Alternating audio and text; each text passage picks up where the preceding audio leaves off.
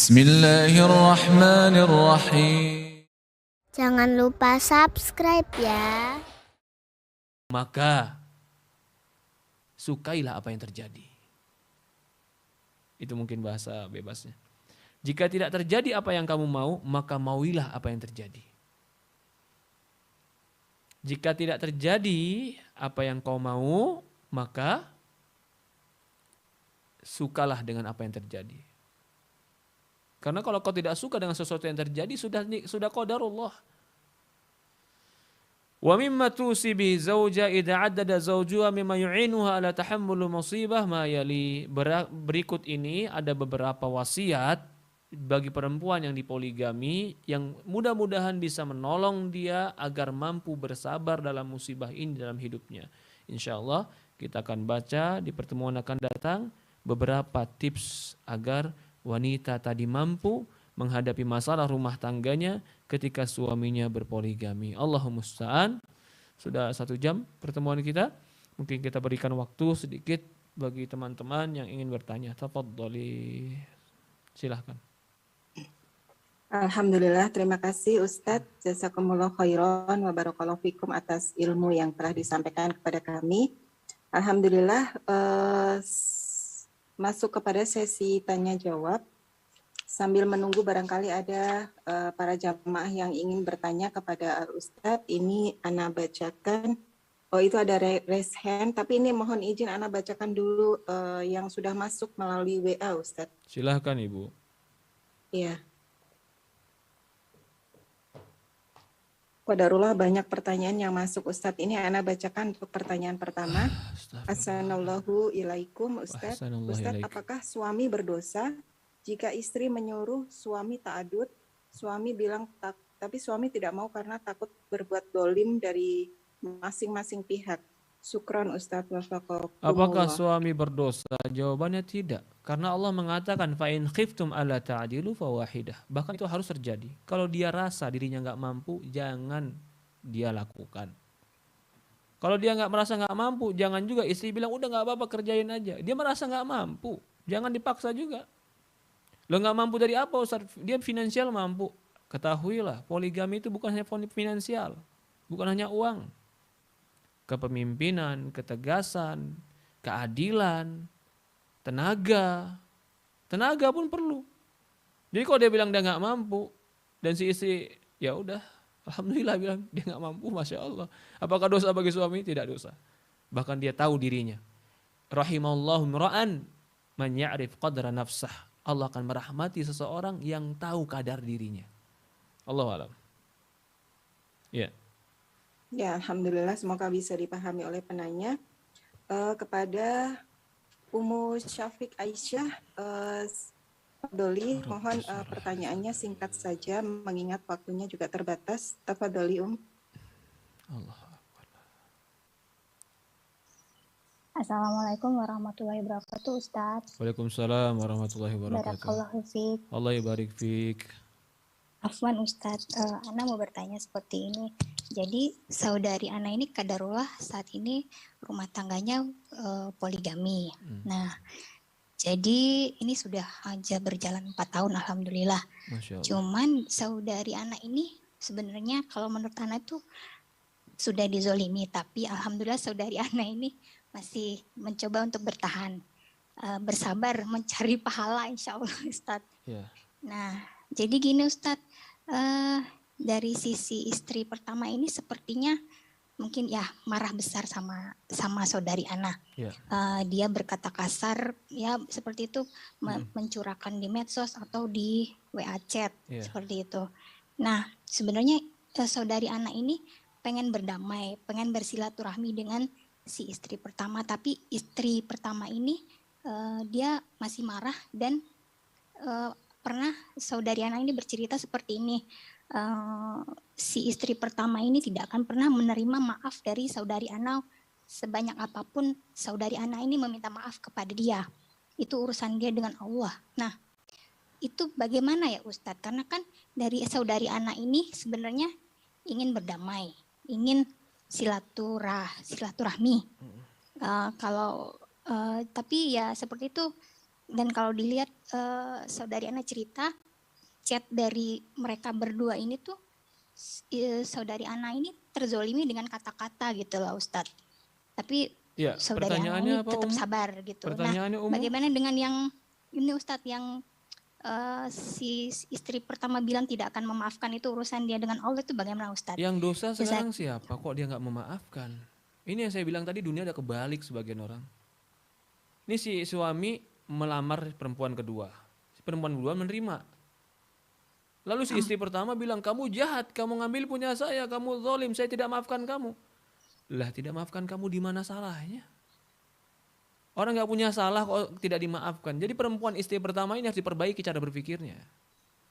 Suamimu melamar perempuan lain, salah atau tidak? Perempuan lain tadi nerima, salah atau tidak? Salah, kata siapa? Kata saya, emang kamu Tuhan?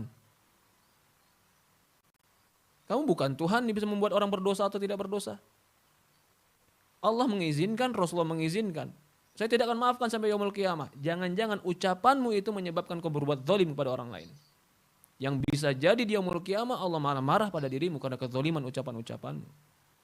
Nah, bagaimana sikap bagi perempuan yang kedua ini, Ustaz? Tidak perlu kau balas. Kecemburuan itu ada. Ya.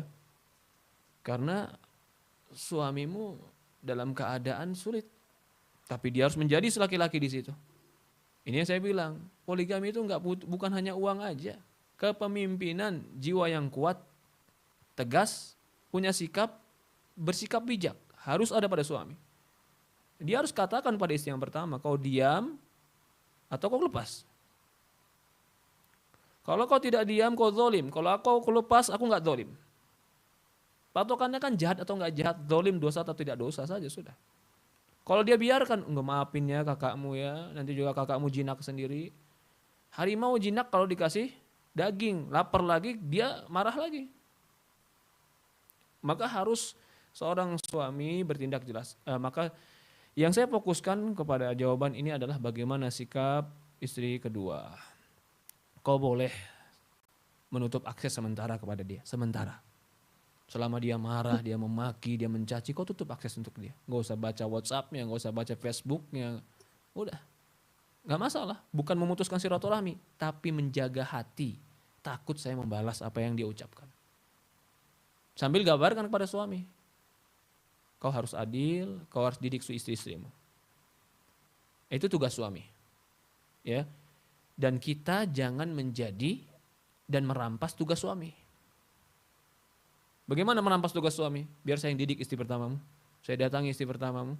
Saya marahi istri pertamamu. Itu bukan tugas kamu. Kamu itu istri. Jangan ambil tugas suami. Biar suamimu yang mendidik dia. Tugasmu adalah menjaga dirimu, menjaga hatimu, menjaga keluargamu. Jangan kau zalimi orang lain. Itu tugasmu. Jangan ambil tugas orang lain. Ya, jadi kalau dia dikatakan dia tidak dimaafkan, jangan khawatir dia nggak dosa. Selama dia sesuai syariat. Kalau dia dicaci dan dia dimaki, jangan khawatir, dia jangan merasa terhina. Karena nggak ada yang hina di sini. Karena Allah mengizinkan, Rasulullah mengizinkan, dan suaminya yang minta pada dirimu.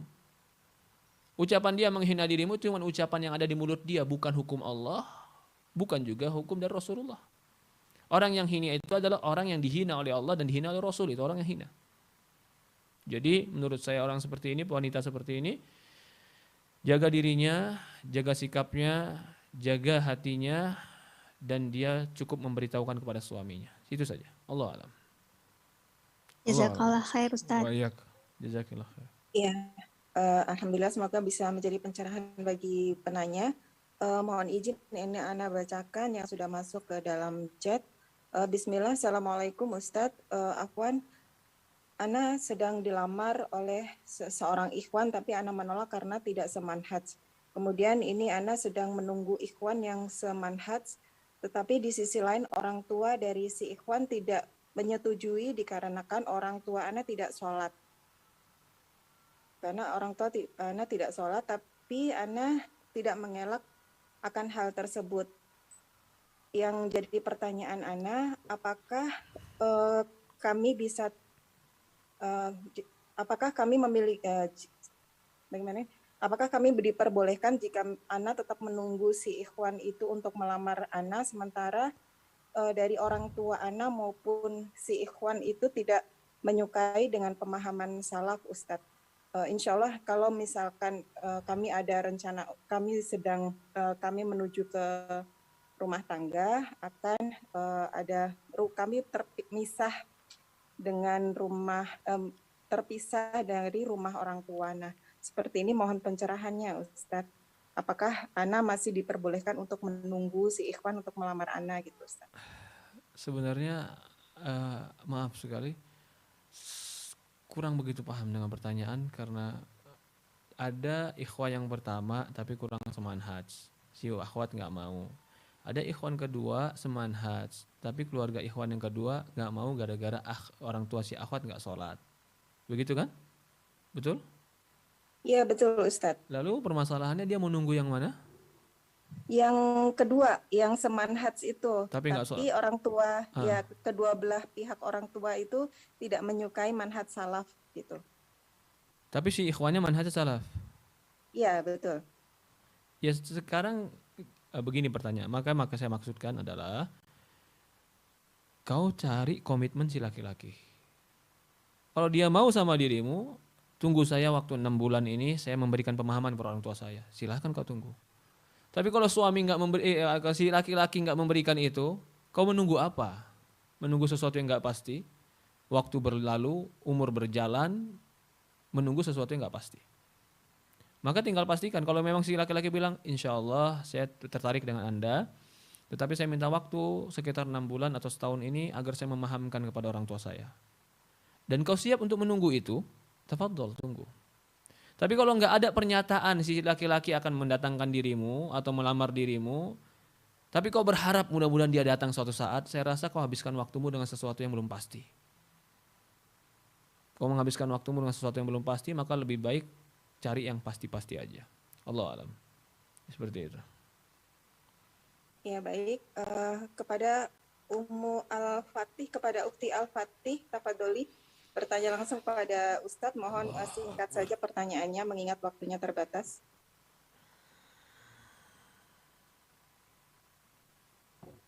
Ya. Assalamualaikum Ustadz. Waalaikumsalam warahmatullahi wabarakatuh. Ini ada titip pertanyaan Ustadz dari sahabat Ana. Ya.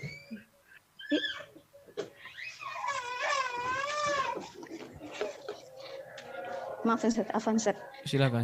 Ini lebih dia berpoligami, dia posisi istri kedua. Terus bagaimana menyikapi seperti yang Ustaz tadi bilang, kebetulan istri pertamanya itu semua yang tadi Ustaz bilang, mulai dari sampai anak-anaknya pun dikasih jadi tameng untuk mengajak ini sampai ke orang tuanya. Terus sampai pada titik akhirnya sih sampai istri pertama ini seolah lebih ini seolah dia mempunyai sakit jiwa dengan segala yang dia perbuat itu, Ustadz. Seolah semua yang dia perbuat itu, kemarahannya, keiniannya itu karena depresinya yang sampai dia sakit jiwa, yang dia berbuat seperti itu ya. Jadi seolah semua yang dia perbuat itu tidak salah. Terus pertanyaannya apa Ibu? Pertanyaannya apa? Intinya begini, pada dasarnya sekarang istri kedua ini udah ditalak sama sang suami Ustadz karena mungkin mempertimbangkan masalah mafsadatnya. Terus jadi setelah kejadian itu mungkin beberapa bulan si istri pertama ini seolah minta maaf dengan segala apa yang diperbuat, dengan apa yang sang suami pun seolah dia melepasnya karena daripada dia berdosa. Terus saya lebih Ustaz. Ini kan yang tadi pertanyaan pertama, bagaimana dia istri kedua yang meminta maaf ke istri kedua. Kalau yang ini lebih bagaimana menyikapi permintaan maaf dari mereka, dari yang mantan istri kedua ini dengan segala setelah apa yang terjadi itu, Ustaz. Intinya setelah terjadi kezaliman dan kejahatan itu semua, anggaplah tanda kutip kezaliman, kejahatan dan kebodohan itu semua. Ya semua Ustaz, pokoknya ada yang lebih daripada itu, pokoknya sudah terjadi deh Ustaz. Iya, lalu dia diceraikan. Iya, intinya. Karena si suami menganggap itu yang lebih maslahat dalam rumah tangganya. Menurut dia, Ustaz. Lalu si istri pertama akhirnya datang meminta maaf. Itu? Meminta maaf tidak sembari begitu juga, Ustaz. Itulah juga karena dia meminta maaf begitu aja, yang tidak tulus, tidak apa. Setelahnya itu masih tetap setelah minta maaf terus tetap aja masuk ada cacian, ada makian. Dan jujur aja sahabat saya ini sampai sekarang betul-betul depresi, Ustadz. Sampai sudah hampir setahun ini sebenarnya dia depresi, Ustadz. Karena pada dasarnya dia sangat hubungan sama suaminya sebenarnya bagus. Sang suami pun sebenarnya masih saling menyayangi dan masih kadang juga chat dan atau ini, Ustadz. Jadi ya, saya mengambil kesimpulan begini saja Ibu, karena saya tidak didengarkan saya. Intinya yang saya pahami pertanyaan ini bagaimana sikap saja sih sebenarnya. Iya, Ustaz. Sudah, bagaimana sikap? Jangan dia lagi hubungan dengan mantan suaminya. Kamu sudah cerai, ngapain ngawatan hubungan kamu cerai, hubungan lagi sama dia? Masih ada cinta, Ustaz. Masih ada cinta tapi tidak menikah. Apa hukumnya?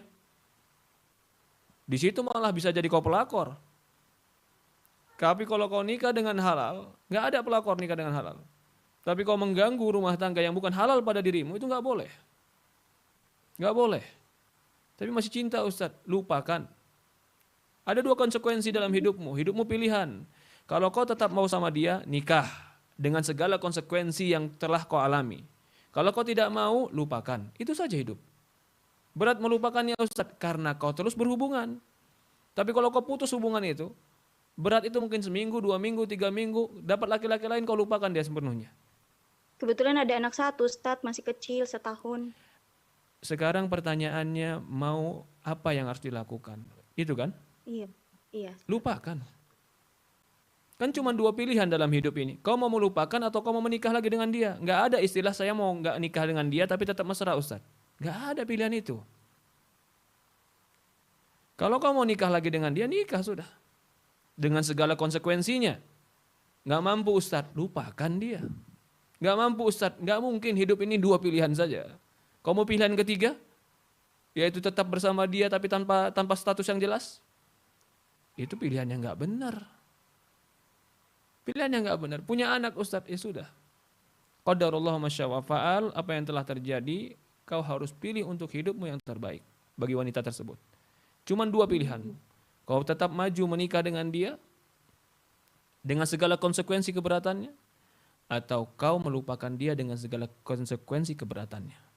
Dan tidak ada pilihan lain.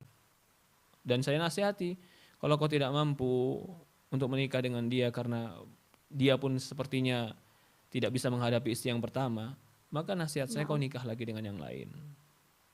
Dengan laki-laki yang baik, dengan laki-laki mencintaimu, yang meneruskan. Perlahan akan lupa dengan apa yang pernah terjadi. Tapi kalau terus berhubungan dengan dia, luka itu tetap terus akan ada. Dia akan terus basah, tidak akan pernah mengering. Allah alam. Ya, Terus alhamdulillah. Sudah cukup, Om. Soalnya Afwan, ini banyak pertanyaan yang masuk. Semoga bisa dipahami ya, Om. Ya. Mohon izin Ustadz, Ana bacakan pertanyaan selanjutnya. Assalamualaikum Ustadz, bagaimana jika suami sudah menjatuhkan talak sama istrinya secara lisan? Sudah gitu suami mau menikah lagi tapi belum mengurus surat cerai terlebih dahulu ke pengadilan agama. Dan bagaimana mahar yang dulu pernah diberikan kemudian dipakai untuk kebutuhan rumah tangga, apakah perlu dikembalikan kepada mantan suami apabila istri tidak ridho? Ustaz, mohon pencerahannya. Sudah ditalak, tapi belum keluar surat dari pengadilan. Suami mau nikah lagi, boleh secara agama. Karena suami nggak ada waktu iddah. Habis dia talak, dia langsung nikah lagi, boleh. Tapi nggak ada pengadilan agama, Ustadz. Itu secara keduniaan, secara kenegaraan. Dan itu bagus kalau sudah keluar surat cerai, bagus. Apalagi wanita harus keluar surat cerai, itu lebih bagus karena lebih aman. Jangan sampai kalau belum keluar surat cerainya dia dianggap masih istri orang. Lalu masalah mahar yang pernah dipakai, maka jawabannya kalau memang dipakai karena suami minjam ketika itu, maka hutang bagi suami untuk terus menggantinya. Tapi kalau ketika itu bukan karena hutang, ya si istri jual aja lah karena kebutuhan. tanpa disuruh suami, dan itu pun dari inisiatif si istri. Begitu udah cerai dia nyesel, kok aku jual dulu ya. Ya itu nggak bisa dituntut lagi, karena si suami bukan menghutang kepada dia. Seperti itu. Jadi bagaimana akadnya dulu? Kalau memang hutang, maka suami harus bayar. Kalau itu bukan hutang, karena inisiatif istri yang menjual untuk menggunakan kebutuhannya, maka tidak ada yang perlu dituntut. Allahu a'lam.